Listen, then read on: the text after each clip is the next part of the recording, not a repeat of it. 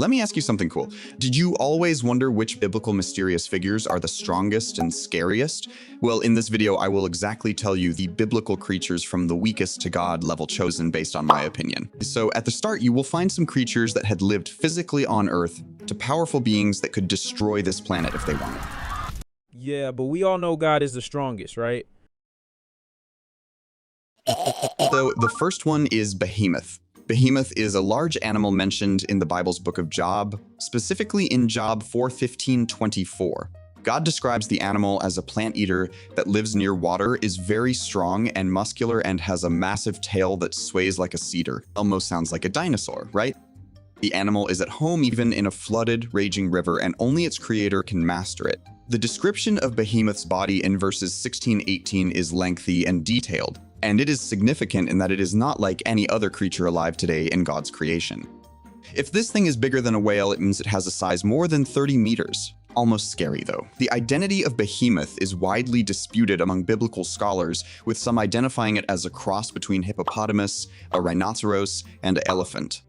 Others suggest that it was a real creature that is now extinct. Some creationists argue that Behemoth was a sauropod dinosaur, as God describes Behemoth's strength in his hips and power in his stomach muscles, which are similar to those of a sauropod dinosaur. However, it is impossible to identify the species of Behemoth with certainty. Number 2. Leviathan. Now, who's the Leviathan? Imagine a massive sea creature. It is described as a supersized cross of a sea dragon and a snake.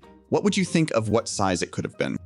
Well, according to some people, it is upwards of 50 feet from head to tail and weighed as much as 50 tons. It is a symbol of chaos, representing the wild, mysterious forces lurking beneath the ocean's surface. At some moment in the Holy Bible, when after a long beef with God, he decided to kill him by slicing his head off, so he managed to give the Hebrews in the wilderness enough food to survive. Damn. Number 3. The Nephilim. The Nephilim are mysterious beings in the Hebrew Bible, described as being large and strong, with some translations referring to them as giants or the fallen ones. Their origins are disputed, but some views suggest they were offspring of fallen angels and humans. You see, the angels that God had abandoned from heaven, also known as devils, began to sleep with the human race, which they impregnated, and it gave birth to the giants. I wonder how a female would even survive giving birth at a giant. The term Nephilim is derived from the Hebrew word nephil, meaning to fall. The Nephilim are known for their great size and strength, and they were considered warriors and biblical giants. Some believe they were the product of unholy unions between divine sons of God, angelic beings, and mortal daughters of men humans see. The Bible account suggests that these beings were destroyed in the Great Flood, and their legacy of violence and fear was left behind. At this day, the only proof that we've of them are their skeletons, and yes, they are real. Number 4. Rephaim. Wait, but they are pretty much the same. Number 5. The Seraphim. Now, moving forward through the angels, the Seraphim are heavenly angelic creatures that are among the highest order of angelic beings. Oh, by the way, angels are ranked by how powerful they are and importance. Cool, right? The word seraph comes from the Hebrew verb sarap, which means to burn. They are described in the Bible as 6-winged fiery angels who surround God as he sits upon his exalted throne and who worship God. And that is for going for all eternity. Wow. According to the book of Isaiah in the Old Testament, they had 6 wings, 1 pair for flying, another covering the face, and the 3rd pair covering the feet. They are also described as gigantic and dominating, which sounds logical if you asked me. They are sometimes depicted in this guise, but sometimes appear as children's heads with red or blue wings. Can you imagine when you're waking up and see a blue child's head flying in your room? Wouldn't that be quite an experience? The Seraphims are traditionally depicted as the red-winged angels, which, with Cherubim, are among the first hierarchy of angels next to the throne of God, and they are often depicted close to the throne of God singing praises. Number 6.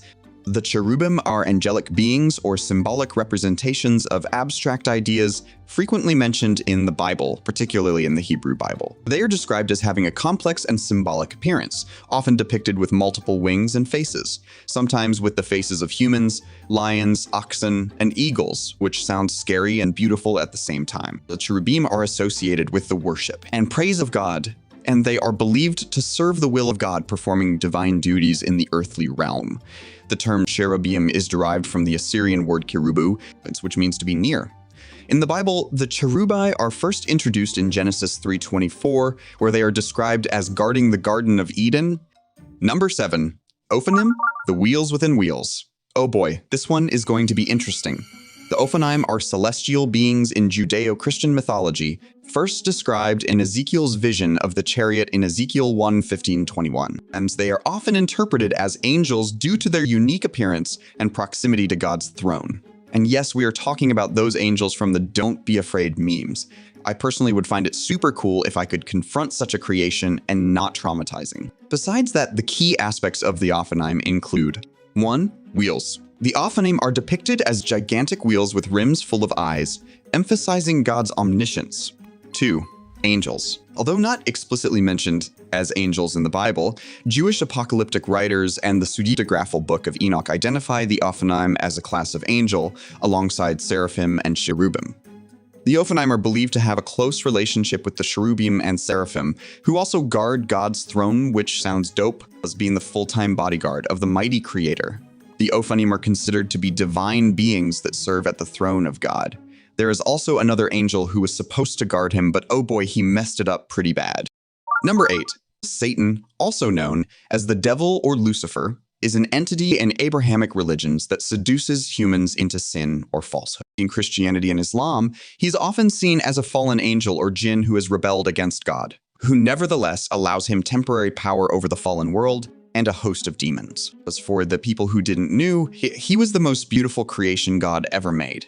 But God banned him from heaven because he wanted to steal God's throne. But of course, God doesn't let nobody to mess with him. In the Hebrew Bible, a figure similar to Satan, Ha-Satan, appears as a kind of lawyer for God. Satan is considered the enemy of all righteousness and of those who seek to follow God. But he is a spirit son of God who was once an angel in authority in the presence of God. In the premortal council in heaven, Lucifer, as Satan was then called, rebelled against God, and since that time he has sought to destroy the children of God on the earth and to make them miserable. Satan and his followers were cut off from God's presence and denied the blessing of receiving a heavenly Father, allowing them to tempt humans as part of their experience. But this was all God's plan because he had to make evil to make rightness exist. But in the end, God will throw evil in the lake of fire, so we don't have to live with it anymore in heaven. Number 9, and at last we have Michael the Archangel. Michael the Archangel is a figure of great significance in Judaism, Christianity, and Islam, often seen as the leader of the heavenly hosts and a warrior against the powers of darkness. He is considered the commander of heaven's forces, leading the angelic host in their battle against the powers of darkness, and serves as a model of spiritual warfare. Dang, that sounds awesome. He's also the angel that will defeat Satan in the end of Earth existence. It will be the most epic battle that the human eye ever will witness, more epic than your favorite anime fights. Archangel Michael is also regarded as the angel of death, accompanying the souls of departed Christians to heaven. In Jewish tradition, he is often referred to as the guardian prince of Israel, a protector who stands ready to defend God's chosen people. That was quite something. Thank you so much for watching my first video. If you liked it, I would really appreciate if you could drop a like and subscribe to this channel so I can make more and higher quality videos. That's it. Thank you, and I see you the next time.